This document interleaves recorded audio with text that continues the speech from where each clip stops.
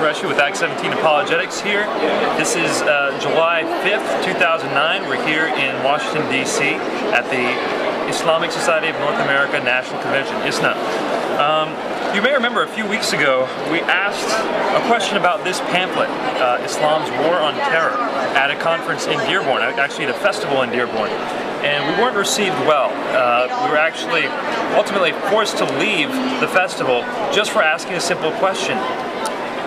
The people here at ISNA have been much better. We can go anywhere, we can ask any sort of question we want, we can ask very difficult questions, and people have been allowing us to ask these questions. In fact, they've been embracing the question, saying, this is a great question, let me find a scholar who can answer that for you. So the receptivity here is amazing. People are really open to seeking the truth, and I find this to be a very different scenario than the scenario that we had at Dearborn. I'm very thankful for this. However, even here, we find pamphlets that are very similar. For example, what does Islam say about terrorism? When you actually open this up, in fact, the very verse that was quoted by the other pamphlet is quoted here. Chapter 5, verse 32 of the Quran, in order to show that killing is not allowed. Let me read what is quoted. It says, if anyone slew a person, unless it be for murder or for spreading mischief in the land, it would be as if he slew the whole people. And if anyone saved a life, it would be as if he saved the life of the whole people. This, as you can see, is the large text which introduces the rest of this pamphlet. Basically, it's the banner for this pamphlet. Obviously, the text is saying, if a person kills one person, it's as if they kill everyone. And if you save one person, it's as if you save everyone. Therefore showing that the Quran promotes saving people's lives and not killing. However, this verse used in this pamphlet and in this pamphlet ignores the context of what is actually being stated in the Quran.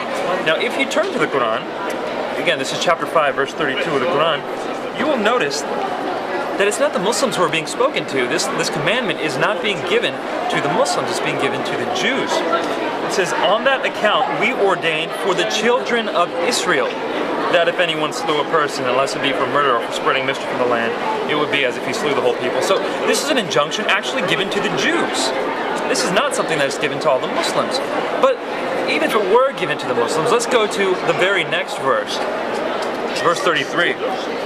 The punishment of those who wage war against Allah and with His messenger and strive with might and main for mischief throughout the land is execution or crucifixion, or the cutting off of hands and feet from opposite sides, or exile from the land. So in this verse it says if someone wages war, whatever that might mean, against Allah and His messenger and strives to create mischief throughout the land, the punishment is execution or crucifixion.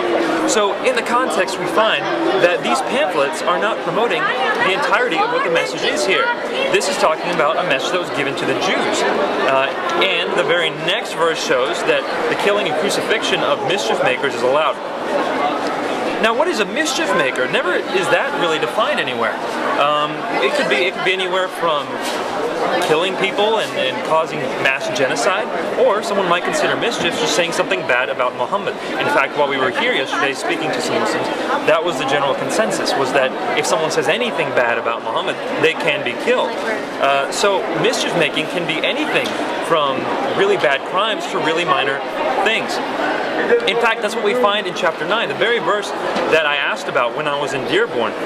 Chapter 9, verse 29 of the Quran talks about fighting the people of the book, saying that they're allowed to be fought until they pay the jizya with willing submission or feel themselves subdued.